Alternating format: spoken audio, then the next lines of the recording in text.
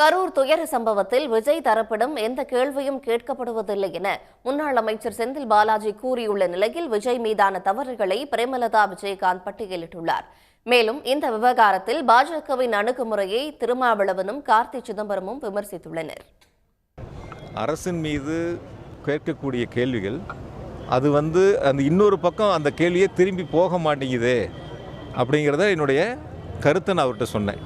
உங்களுக்கு அதுதான் நான் சொல்கிறேன். நான் அதாவது யாருக்கிட்ட கேட்க வேண்டிய கேள்வியை நீங்கள் யாருக்கிட்ட கேட்குறேங்கிறது சுய பரிசோதனை பண்ணுங்கள். யாருக்கிட்ட இந்த கேள்விகள் கேட்கணும்? ஏன் 7 மணி நேரம் லேட்டாக வந்தீங்கன்னு கேட்டிருக்கணும். ஏன் 500 மீட்டருக்கு முன்னாடி வண்டிக்குள்ளே போய் ஸ்க்ரீன் போட்டு லைட் ஆஃப் பண்ணிங்கன்னு கேட்டிருக்கணும். ஏன் 12 மணிக்கு அறிவிச்சிங்கன்னு கேட்டிருக்கணும். 12 மணிக்கு அறிவிச்சிட்டு 7 மணிக்கு ஏன் வந்தீங்கன்னு கேட்டிருக்கணும். டிசம்பரில் நடக்கிறது எதுக்கு அட்வான்ஸ் பண்ணி வந்துச்சுன்னு பல கேள்விகள் இருக்குது. இந்த கேள்விகள்லாம் சமூக வலைத்தளங்களில் வர்றதில்ல, பத்திரிகைகளில் வர்றதில்ல, தொலைக்காட்சிகளில் வர்றதில்ல, விவாதங்களில் நீங்கள் எடுத்துக்கிறதில்ல. யாரை நோக்கி நீங்கள் கேட்க வேண்டிய கேள்விகள் இருக்கோ அதெல்லாம் தவிர்த்துறீங்க. ஒரு கணம் நீங்களாக உங்களை சுய பரிசோதனை பண்ணி பாருங்கள். ஒரு கேள்வி என்கிட்ட கேட்டால் எதிர்முகாமில் இன்னொரு கேள்வி கேட்கணும்ல. அந்த கேள்விக்கு அப்புறம் என்கிட்ட பதில் கேட்டால் பரவாயில்ல. ஒரே தரப்பில் உங்களுடைய கேள்விகள் மட்டும் இருக்குது, இன்னொரு தரப்பில் கேள்வியே இல்லாமல் இருக்குது. அதனால தான் நான் ஆரம்பத்திலேயே சொன்னேன், இது கரூர் சம்பவம் சம்பந்தமாக இப்போ எந்த கேள்வியும் வேண்டாம், விசாரணை முடியட்டும், அறிக்கை வந்த பிறகு நம்ம திரும்ப சந்திப்போம். விஜய் ஷூட்டிங் கரெக்டா போயிடுவார், அது எங்களுக்கு தெரியும். நான் தான் சொல்றேன், எங்க வீட்டு பையன் தான் அப்படின்னு ஷூட்டிங் கரெக்டா போயிடுவார். ஆனா இப்பதானே அரசியலுக்கு வந்திருக்கிறார், இப்பதான் முதல்ல வெளியே வர்றாரு அவரு. இது வரைக்கும் அவரை மக்களும் பார்க்கல, அவரும் மக்களை பார்க்கல. சோ லேட்டா வந்தது முதல் தவறு. இன்னைக்கு மேல நிக்கிறீங்களே, 4 பவுன்சர் உங்களை சுத்தி நிப்பாட்டுறீங்களா உங்க பாதுகாப்புக்கு? உங்களை நம்பி வந்த லட்சக்கணக்கான பெண்கள் ஆண்களுக்கு என்ன பாதுகாப்புக்கு விஜய் கொடுத்தீங்க? என்ன பாதுகாப்பு கொடுத்தீங்க? இன்னைக்கு ஒரு 10,000 பேர் இன்னைக்கு யூனிஃபார்ம் போட்டு நிக்க வைக்க வேண்டாமா? கயிறு கட்டி ஒழுங்குபடுத்த வேண்டாமா? உங்களை நம்பி வர்றாங்களே தொண்டர்கள், விஜய் தண்ணி கொடுக்கணுமா இல்லையா? ஒரு சாப்பாடு அவங்களுக்கு தரணுமா இல்லையா? என்ன கொடுத்தீங்க? ஒண்ணும் இல்ல. இப்படி பண்ணா எப்படி?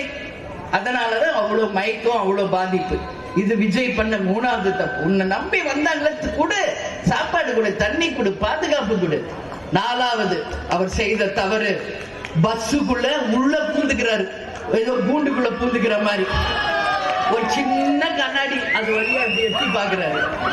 என்ன ஓ மக்கள் தானே, ஒன்னைய தானே பார்க்க வந்திருக்காங்க, நில்ல மேல நில்ல ஒரு 4 மணி நேரம். என்ன போயிடும்?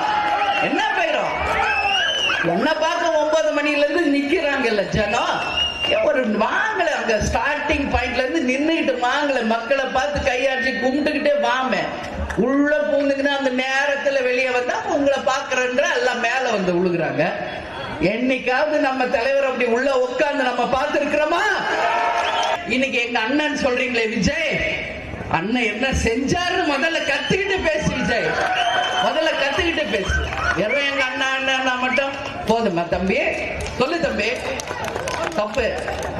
உன்னை நம்பி வந்தவங்களை இப்படி நீ சாகடிச்சது மிகப்பெரிய தப்பு. அதே மாதிரி இன்னொரு விஷயம் நான் சொல்றேன், விஜயை நம்பி வந்தவங்க எல்லா பெண்கள், குழந்தை, குட்டி எல்லாருமே இன்னைக்கு பாதிக்கப்பட்டிருக்காங்க. நிச்சயம் விஜய் நீ வந்து அப்படியே பிளைட்ல போய் வீட்டுக்குள்ள போனது தப்பு. இன்னைக்கு வரைக்கும் வெளியே வராதது தப்பு. போ, என்ன பண்ண போறாங்க?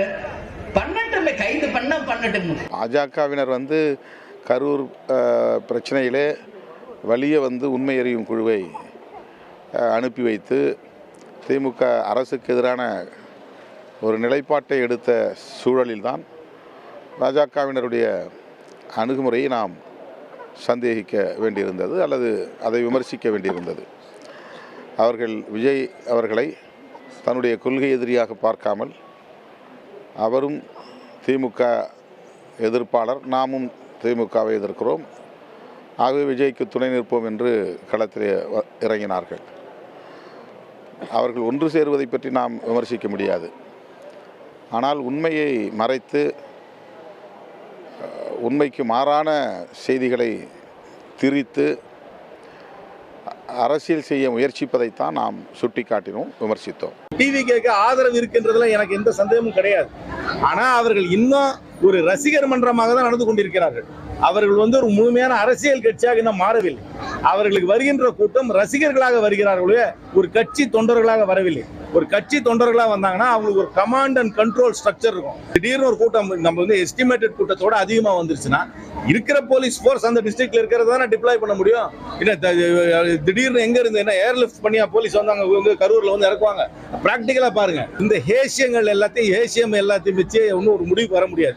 யாருக்காவது இந்த மாதிரி கருத்து இருந்து அந்த கருத்துக்கு அவர்களுக்கு ஆதாரம் இருந்தால் என்னை பொறுத்த வரைக்கும் அவர்கள் ஜஸ்டிஸ் அருணா ஜெகதீசனுக்கு முன்னாடியோ இல்லைன்னா ஐஜி அஸ்ரா கர்குக்கு முன்னாடியோ கொண்டு போய் அதை சமர்ப்பிக்க வேண்டும் என்று கேட்டுக்கொண்டு ஏற்கனவே செட் பண்ணி வச்சுட்டாங்க ஒரு ஸ்கெட்ச். இங்க வந்து யார் மேல குற்றச்சாட்ட வேணும், யார் மேல இந்த பழியை போட வேணும், இதுக்கு வச்சு ஒரு சிபிஐ என்கொயரிக்காக அழுத்தம் கொடுக்கணும், சிபிஐ மூலமாக அவர்களுடைய கூட்டணிக்கு ஒரு புதிய கட்சியை கொண்டு வர வேண்டும் என்பதற்காக நடத்தப்படும் நாடகமாகத்தான் இதை பார்க்கிறேனே தவிர உண்மையை வெளியே கொண்டு வருவதற்காக இந்த குழு வந்ததாக நான் ஏற்றுக்கொள்கிறேன். உடனுக்குடன் செய்திகளை தெரிந்து கொள்ள சன் நியூஸ் பெல் ஐகானை கிளிக் பண்ணுங்க.